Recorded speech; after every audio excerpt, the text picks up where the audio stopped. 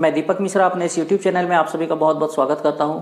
हम तैयारी कर रहे हैं जनरल स्टडीज़ यानी कि जीएस, और जीएस में हम देख रहे हैं प्राचीन भारत का इतिहास सीरीज। प्राचीन भारत के इतिहास सीरीज में हमने पिछले वीडियो में जो अध्याय स्टार्ट किया था, ये इस चैप्टर का नाम था मगध साम्राज्य। ये उसी मगध साम्राज्य का पार्ट 2 है। पिछले वीडियो में हमने हर्यक वंश के बिंबिसार के बारे में विस्तार पूर्वक देखा था। आज हम बात करेंगे अजातशत्रु के बारे में। तो आइए शुरू करते हैं आज का वीडियो। चलते हैं अजातशत्रु पर। अजातशत्रु का जो काल था ये था 492 से लेकर 460 ईस्वी पूर्व, यानी कि 492 से 460 बीसी के बीच इनका काल था। अजातशत्रु के पिता का नाम बिंबिसार था। इनकी माता का नाम चेलन्ना था। इनके बचपन का नाम था कुनिक। इनके पिता यानी कि बिंबिसार का उपनाम था श्रेनिक और इनका था कुनिक। एग्जाम में इसमें कंफ्यूजन होता है, ध्यान रखिएगा। बिंबिसार को श्रेनिक इसलिए कहा जाता था क्योंकि वो गौतम बुद्ध के समकालीन थे, और अजातशत्रु के बचपन का नाम था कुनिक। होप आपको एग्जाम में कंफ्यूजन नहीं होगा। इनकी पत्नियों का नाम था, पहली पत्नी का नाम था पद्मावती और दूसरी पत्नी थी वजीरा। ये वही वजीरा है जो कौशल नरेश प्रसेनजीत की पुत्री थी, और इसी के प्रेम के चक्कर में ही जो हमारे बिंबिसार थे इनके प्राण भी गए थे, और इनको जो अजातशत्रु पर पितृहंता का कलंक भी लगा था। अजातशत्रु के दो प्रसिद्ध मंत्री थे, एक का नाम था सुनिध और दूसरे का नाम था वसाकर। इनके बारे अभी हम आगे बातचीत करेंगे। जहां तक धर्म की बात है, बिंबिसार का धर्म जो था ये बौद्ध धर्म था, जबकि अजातशत्रु का धर्म जो था ये जैन धर्म था। हालांकि बाद में अजातशत्रु ने धर्म परिवर्तन किया और ये जैन धर्म से इन्होंने बौद्ध धर्म को अपना दिया था। इन्हीं के शासनकाल में मगध जो है ये अपने सर्वोच्च गौरव को प्राप्त कर सका। सर्वोच्च गौरव को प्राप्त करने का मतलब यहाँ पर है कि इन्हीं के समय में मगध जो था, मगध की सीमाएं जो है ये विस्तृत हुई, और अजातशत्रु ने आसपास के शक्तिशाली महाजनपदों को, अभी हम देखेंगे कौन कौन से जनपद है, तो उन सारे शक्तिशाली महाजनपदों को पराजित करके मगध को नंबर 1 पर पहुंचा दिया। यानी कि मगध जो अपनी सर्वश्रेष्ठ परिस्थिति को प्राप्त कर पाया वो अजातशत्रु के काल में ही ये प्राप्त कर पाया था। जिस समय बिंबिसार का शासन चल रहा था उस समय अजातशत्रु अंग के सूबेदार थे। आपको याद होगा कि बिंबिसार ने अंग को ब्रह्मदत्त से युद्ध करके जीता था और अपने पुत्र अजातशत्रु को वहां का सूबेदार बनाया था। जैन अनुश्रुतियां या जैन जो ग्रंथ हैं, जैन साहित्य है, इनके अनुसार अजातशत्रु को पितृहंता नहीं माना जाता है। बिंबिसार की मृत्यु में मैंने इससे विस्तार से बताया था कि जैन अनुश्रुतियां इसके बारे में क्या मत रखती हैं, जबकि जैन अनुश्रुतियों को छोड़कर अन्य सभी अनुश्रुतियां जो है ये अजातशत्रु को अपने पिता का हत्यारा यानी कि पितृहंता मानती हैं। अजातशत्रु जो था इसने साम्राज्य विस्तार की नीति अपनाई थी। बिंबिसार जो थे ये शांति की नीति को अपना रहे थे, आसपास के राजे महाराजाओं के साथ वैवाहिक संबंध और अच्छा संबंध बनाया, लेकिन अजातशत्रु ने जो है ये युद्ध की नीति अपनाई और अपने साम्राज्य का विस्तार किया। इस साम्राज्य विस्तार के क्रम में इसने काशी, कौशल तथा वज्जी संघ जैसे शक्तिशाली महाजनपदों को पराजित करके अपने पक्ष में मिलाया। तो आइए देखते हैं कि किस तरह से काशी, कौशल और वज्जी संघ को अजातशत्रु ने जो है ये मगध का हिस्सा बनाया। सबसे पहले बात करते हैं काशी की। ये जो काशी है, काशी की कहानी आपको पता है कि काशी जो था ये कौशल का ही एक हिस्सा हुआ करता था, एक ग्राम था काशी। और जब बिंबिसार ने कौशल नरेश प्रसेनजीत की बहन महाकौशला देवी से विवाह किया था तो उन्हें दहेज में काशी प्रांत मिला था। लेकिन जब अजातशत्रु के द्वारा बिंबिसार की हत्या कर दी गई तो प्रसेनजीत ने काशी ग्राम वापस ले लिया था, और इसी काशी ग्राम को वापस लेने के कारण अजातशत्रु और प्रसेनजीत यानी कि मगध और कौशल के बीच में कई बार युद्ध हुए। निर्णायक युद्ध में अजातशत्रु पराजित हो गया, लेकिन पराजित होने के बावजूद प्रसेनजीत ने अपनी पुत्री वजीरा का विवाह जो है ये अजातशत्रु के साथ किया, और साथ ही काशी ग्राम फिर से जो है ये अजातशत्रु को दहेज में प्रदान किया। इस प्रकार काशी पर मगध का फिर से अधिकार हो गया। तो ये थी काशी की कहानी। अब बात करते हैं कौशल का किस तरह से मगध में विलय हुआ। कौशल नरेश प्रसेनजीत ने जब विवाह कर दिया वजीरा का और काशी दे दिया तो मगध और जो आपका कौशल थे इनके संबंध मित्रतापूर्ण बने रहे। प्रसेनजीत जब वृद्ध हो चले तो ये बुद्धम शरणम गच्छामि यानी बुद्ध की शरण में चले गए। बुद्ध की शरण में ये चले गए तो ये अधिकतर समय जो थे ये अहिंसा के कार्यों में और धार्मिक कार्यों में व्यतीत कर रहे थे। एक बार ये बुद्ध का उपदेश सुनने के लिए जाते हैं तो ऐसी स्थिति में जो कौशल का मंत्री होता है, प्रधानमंत्री, इसने क्या किया, इसने कौशल पर अधिकार कर लिया। जब इस बात की सूचना मिली प्रसेनजीत को तो प्रसेनजीत वहां से सीधे चला गया अजातशत्रु के पास। परंतु दुर्भाग्य यह रहा कि रास्ते में सर्दी लगने के कारण अजातशत्रु के पास जाने के क्रम में जो प्रसेनजीत थे, ये प्रसेनजीत की मृत्यु हो जाती है। जब इस बात का समाचार मिलता है अजातशत्रु को तो अजातशत्रु सेना सहित आक्रमण कर देता है कौशल पर और कौशल को जीत करके मगध का एक प्रांत बना लिया जाता है। तो इस प्रकार अजातशत्रु ने जो अपने ससुर जी थे इनके राज्य यानी कौशल पर भी विजयश्री हासिल की। इसके बाद सबसे महत्वपूर्ण जो इस समय था ये था वज्जी संघ। वज्जी संघ इस समय शक्तिशाली गणराज्य था और इतना शक्तिशाली था कि दूसरे कोई भी राज्य इसकी तरफ आंख उठाने की हिमाकत नहीं कर सकते थे। वज्जी संघ को अजातशत्रु ने मगध में किस प्रकार मिलाया, तो वज्जी संघ के बारे में हम लोग बात करते हैं। तो वज्जी संघ और मगध के बीच में कोई सीधी शत्रुता नहीं थी। वास्तव में इसके पृष्ठभूमि को जानने के लिए हमें थोड़े से पीछे जाना पड़ेगा। तो पीछे जाने से हम देखते हैं कि बिंबिसार यानी कि अजातशत्रु के पिता, अजातशत्रु के पिता के और दो पुत्र थे जो दूसरी रानी से उत्पन्न थे। एक का नाम था हल और दूसरे का नाम था बेहल। तो बिंबिसार के दो और पुत्र थे अजातशत्रु के अलावे, हल और बेहल। बिंबिसार ने मरने से पहले हल और बेहल को जो है ये अपना हाथी, शेषनाग और 18 लड़ियों की मोती की माला उपहार स्वरूप दी थी। इनका ऐसे कहेंगे कि इनका आर्थिक महत्व तो बहुत ज़्यादा नहीं था, लेकिन सामाजिक प्रतिष्ठा इसके साथ बहुत ज़्यादा जुड़ी हुई थी, इसीलिए इसका महत्व काफ़ी ज़्यादा था। जब अजातशत्रु शासक बनते हैं तो अजातशत्रु हल तथा बेहल से ये सारी चीज़ें वापस लौटाने को कहते हैं। हाथी हो गया, शेषनाग हो गए और 18 लड़ियों की मोती की माला को अजातशत्रु हल और बेहल से वापस मांगते हैं। हल और बेहल ने इन्हें देने से इनकार कर दिया और सीधे वहां से चले गए वज्जी संघ। इस तरह से हल और बेहल वज्जी संघ में जाकर शरण लेते हैं। अब अजातशत्रु यदि हल और बेहल को परेशान करता तो इसका मतलब था कि सीधे सीधे वज्जी संघ से पंगा लेना, वज्जी संघ को युद्ध का न्योता देना। तो इस तरह से युद्ध की पृष्ठभूमि तैयार हुई। वज्जी संघ मैंने आपको बताया कि इस समय का शक्तिशाली गणराज्य था जिसके तरफ अजातशत्रु भी आंख उठाने की हिमाकत नहीं कर रहा था, परंतु अजातशत्रु के लिए वे चीजें, अपने पिता की वो चीजें सामाजिक प्रतिष्ठा की दृष्टि से प्राप्त करना अनिवार्य था। इसीलिए उसने एक षड्यंत्र रचा और इस षड्यंत्र के तहत वज्जी संघ को उसने मगध में मिलाने का प्रयास किया।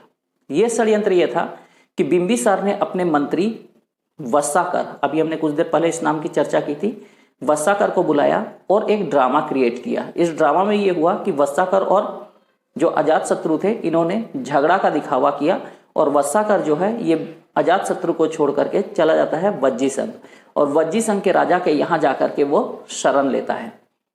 3 वर्षों तक वह वज्जी संघ जो था यहाँ पर रहता है और यहाँ से गुप्त सूचनाएं एकत्रित करता है और अजातशत्रु को भेजता है। इन्हीं 3 वर्षों में अजातशत्रु भी जो है ये अपनी रणनीति को मजबूत करता है और इसी क्रम में वज्जी संघ के आक्रमण के भय या उससे युद्ध करने के लिए ये 2 नए हथियारों का विकास भी करता है। एक हथियार का नाम था रथ मूसल और दूसरे हथियार का नाम था महाशिला कंटक। ये रथ मूसल जो था ये एक ऑटोमेटिक रथ था जो स्वचालित यंत्र की तरह से था, ठीक है। और महाशिला कंटक जो था ये शत्रुओं की सेना पर बड़े बड़े पत्थर फेंकने वाला जो था ये उपकरण था। एक इतिहासकार है जिनका नाम है प्रोफेसर हेमचंद राय। तो ये जो प्रोफेसर हेमचंद राय चौधरी है इन्होंने रथ मूसल की तुलना आधुनिक टैंकों के साथ की है। तो इस तरह से गुप्त सूचनाएं अजातशत्रु को हासिल हो गई। इन्होंने कुछ रणनीतिक तौर पे अपने आप को स्ट्रांग किया। इसके बाद वज्जी संघ के साथ मगध का युद्ध होता है। ये युद्ध लगातार 16 वर्षों तक चलता है। किसी मोर्चे पे वज्जी संघ जीतता है, किसी मोर्चे पे मगध जीतता है, किसी में ये हार रहा है, कभी ये जीत रहा है। इस तरह करते हुए 16 साल चलते हैं। अंततः वज्जी संघ पर अजातशत्रु विजयश्री प्राप्त करते हैं और वज्जी संघ को भी मगध साम्राज्य में मिला दिया जाता है। तो वज्जी संघ जो था इसको मगध में मिलाना एक बहुत बड़ी उपलब्धि थी और इसके लिए अजातशत्रु को काफ़ी पेशेंस और काफ़ी चतुराई से अजातशत्रु ने इसमें काम किया। और वज्जी संघ को मिलाने में जो सबसे महत्वपूर्ण बात था ये था वस्साकर का रोल। तो वस्साकर, रथमुसल, महाशिलाकंटक और अजातशत्रु की रणनीति की सफलता रही कि वज्जी संघ को मिला लिया गया मगध साम्राज्य में। ये तो हो गए अजातशत्रु के विजय अभियान।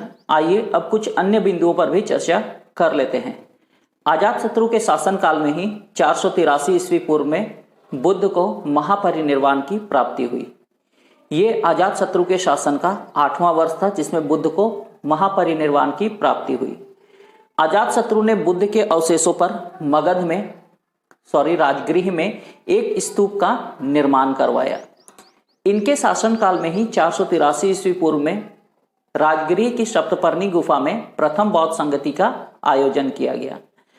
प्रथम बौद्ध संगति में जो है विनय पिटक और सुक्त पिटक का संकलन हुआ।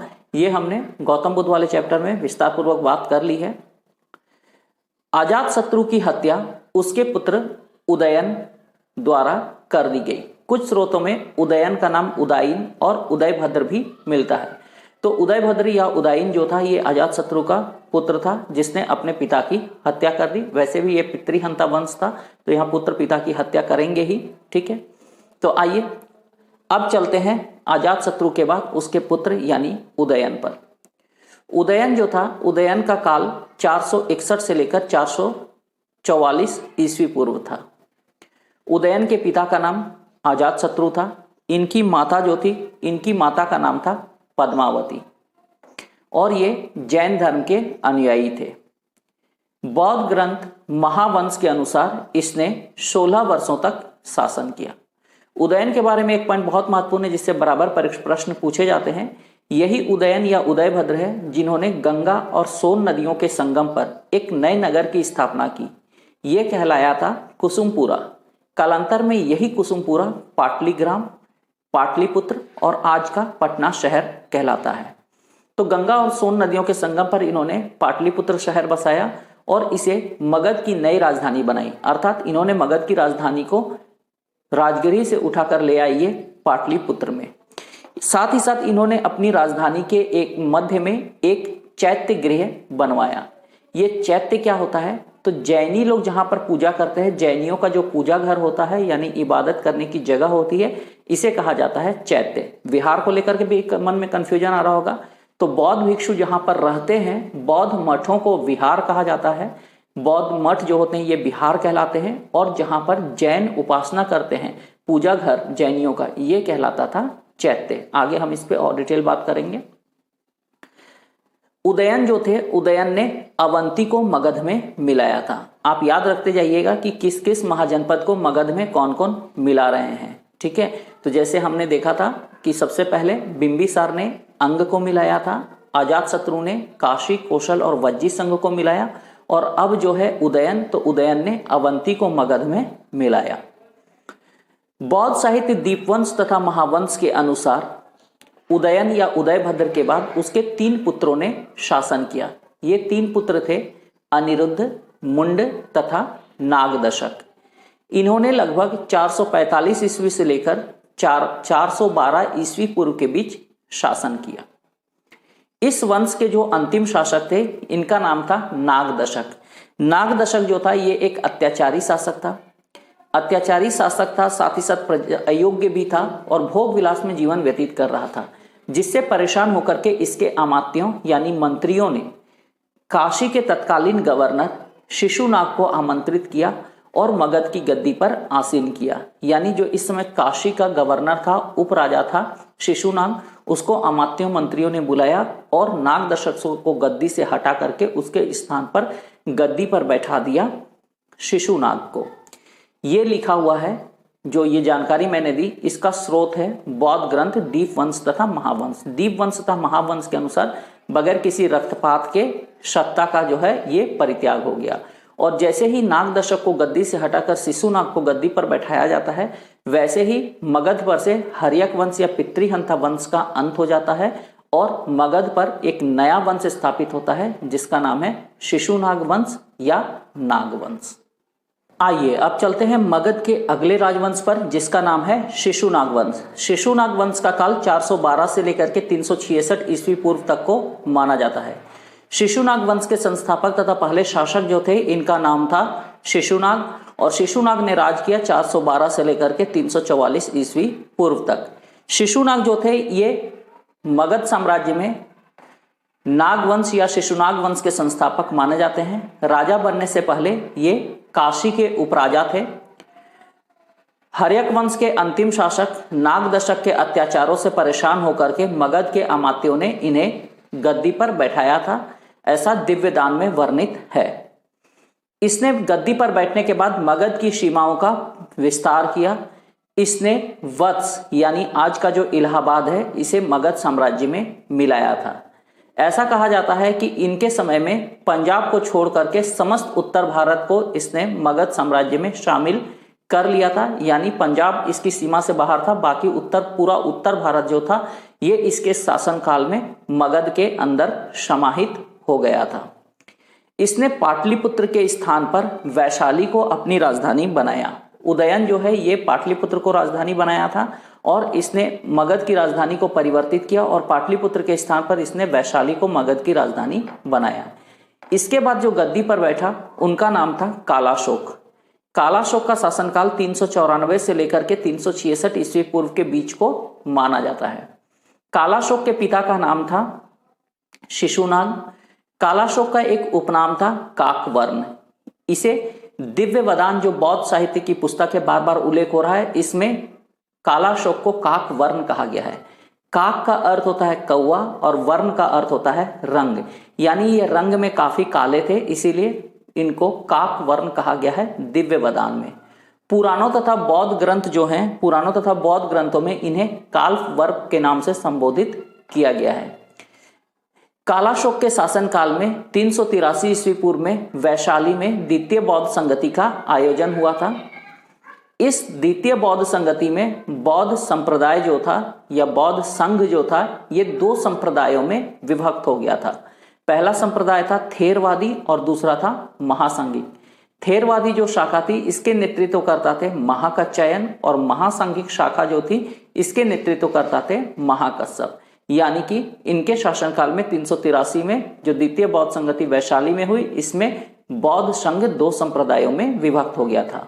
हमने बौद्ध जो चैप्टर है बौद्ध धर्म, उसमें हमने इस पर विस्तार पूर्वक चर्चा की है। इसने अपनी राजधानी को वापस वैशाली से पाटलिपुत्र लेकर के आया। जो इसके पहले के शासक यानी कि शिशुनाग ने राजधानी को ले गया था पाटलिपुत्र से वैशाली, इसने वापस राजधानी को वैशाली से लेकर के आ गया पाटलिपुत्र। शिशुनाग वंश जो था, शिशुनाग वंश का अंतिम शासक था नंदीवर्धन। इनका एक और नाम मिलता है महानंदिन। तो महानंदिन या नंदीवर्धन जो है ये मोर एंड लेस एक ही व्यक्ति हैं, यानी कि जो शिशुनाग वंश का अंतिम शासक था नंदीवर्धन या महानंदिन। महानंदिन की हत्या गले में छुरा भोंक करके महापद्मन नामक एक व्यक्ति ने कर दी, जब महानंदिन जो है ये नृत्य देख रहा था।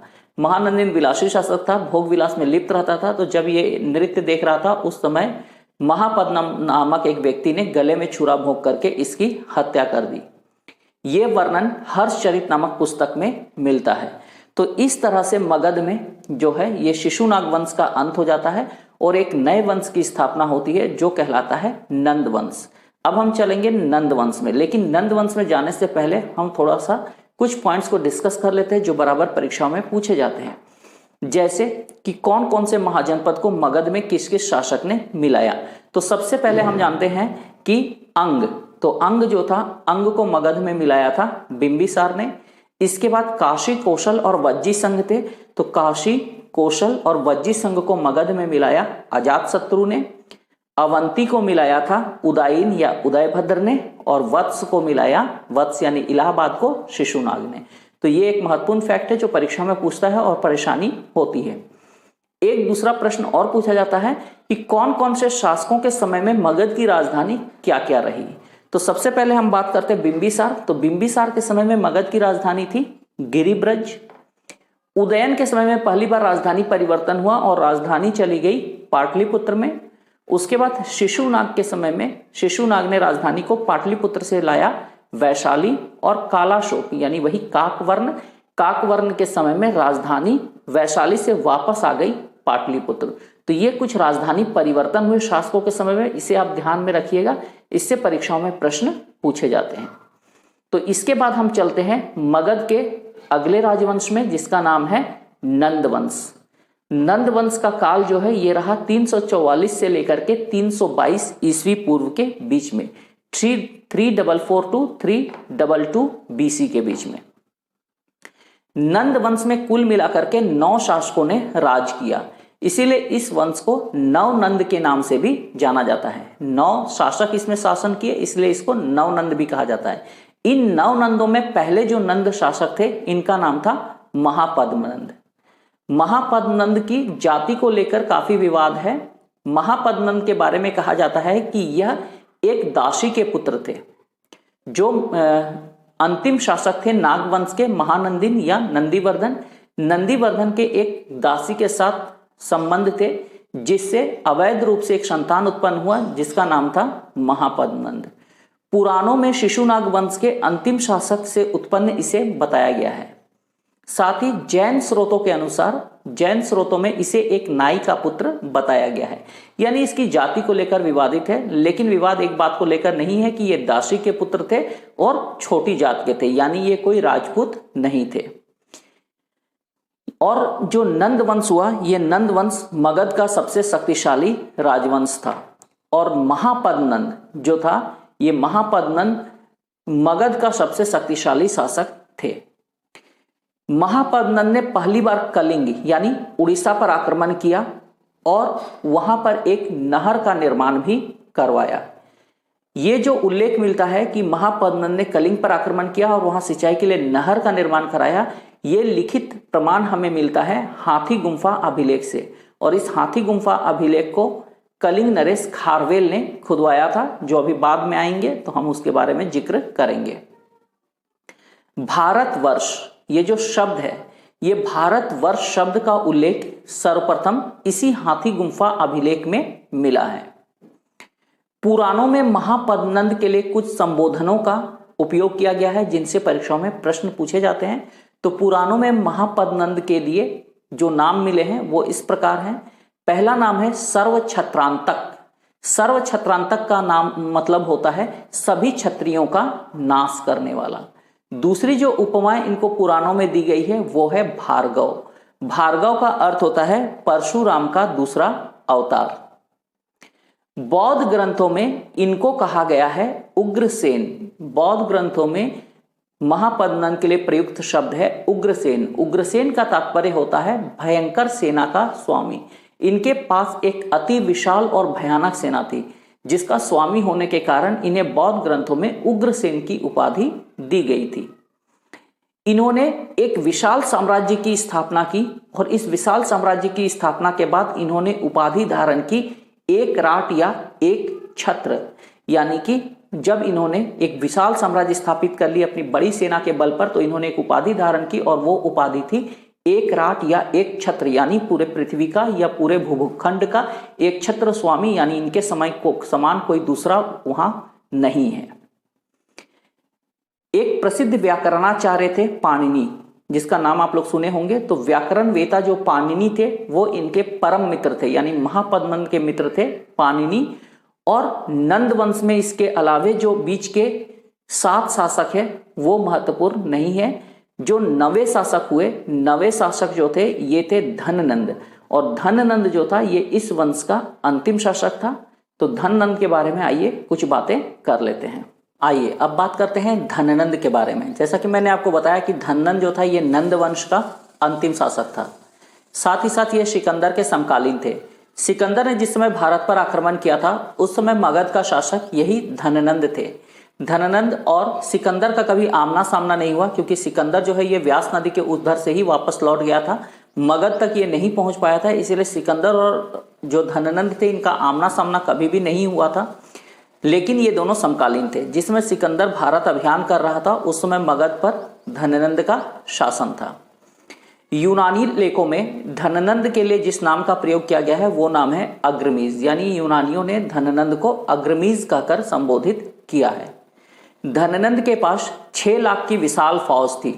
ये फौज इतनी बड़ी थी कि सिकंदर जो व्यास नदी से वापस लौट गया, इसके पीछे बहुत सारे कारण दिए जाते हैं। उनमें एक कारण यह भी माना जाता है धननंद की विशाल सेना, क्योंकि सिकंदर की सेना जानती थी कि जैसे ही वो व्यास नदी को पार करेगी वो मगध की सीमाओं का अतिक्रमण करेगी और मगध के पास अति विशाल सेना है, इसलिए भी सिकंदर की सेना ने व्यास नदी को पार करने से इनकार कर दिया था। जनता पर अत्यधिक कर लगाने के कारण जनता जो थी ये धननंद से असंतुष्ट थी। नंद वंश के जितने भी शासक हुए ये सभी जैन मतावलंबी थे, अर्थात जैन धर्म को मानने वाले थे, जैन धर्म के पोषक थे। धननंद के दरबार में रहने वाले प्रमुख जैन जो अमात्य थे ये थे शक्टाल और स्थूलभद्र। शक्टाल तथा स्थूलभद्र जो थे ये जैनी थे और धननंद के प्रमुख दरबारी थे। नंद काल में बहुत सारे विद्वान हुए। इन विद्वानों में कुछ प्रमुख विद्वान थे वर्ष, उपवर्ष, वररुचि तथा कात्यायन। ये सभी विद्वान जो है ये नंद काल में हुए। नंद काल में एक त्रासदी घटी थी जब धननंद ने अपने शक्ति के मद में आकर के तक्षशिला विश्वविद्यालय के आचार्य चाणक्य का भरी सभा में अपमान कर दिया था।